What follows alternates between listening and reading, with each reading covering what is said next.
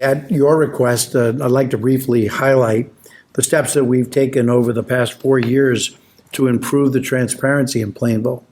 Transparency begins with certainly the compliance with law, which we meet or exceed all of the legal requirements under the open meeting law, the public records law, the ethics and conflict of interest laws, and all applicable budget and procurement policies of the board. But compliance is only a baseline. True transparency is built through a deliberate policies, consistent practices, and a culture of openness. So we modernized the town meeting warrant, make it clear and available in multiple town buildings now, well ahead of the legal deadline.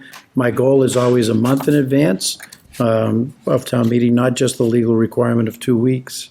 The Finance Committee now meets regularly with departments to understand their budgets and priorities and provides more accessible collaborative insight to the committee hearings. We removed the North TV paywall, expanded public meeting coverage on North TV, and improved access to the select board by our office hours and by appointments.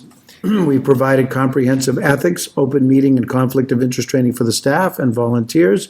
We published a committee handbook and launched an online service request portal for residents. But let me address some of the criticism that we have received, some constructive and welcome, and others perhaps less so.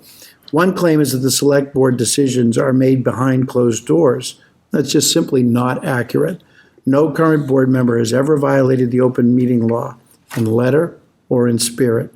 The board consistently places major items on the agenda, allows for significant public input, and often deliberates across multiple meetings to ensure transparency and thoughtful decision-making.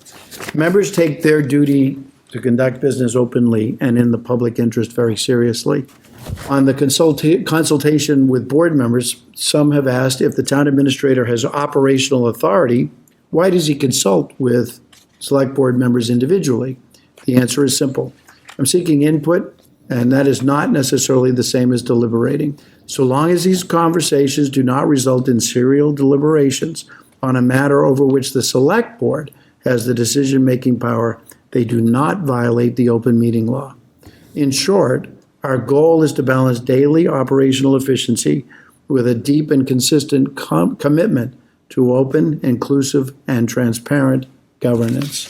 One particular person who had brought this up was that there was a bit of a misunderstanding between transparency, the way that I perceive it, which is kind of what this presentation is all about, and transparency in terms of how she perceived it, which was basically how there's some decisions that are really Mr. Noble's decisions to make, but where he will ask our opinion. And sometimes not everyone's opinion was asked, and that's a problem. So we've talked about that. That's been cleared up. At the end of the day, the people are in charge of the budget. And if we're making decisions that are going to impact the budget for the long haul, then the people should have an opportunity to hear those thoughts and what went into it and why it's important and why we're doing this about it. But I think there's a value to having discussions in public because at the end of the day, the people are in charge. And that's what it boils down to for me.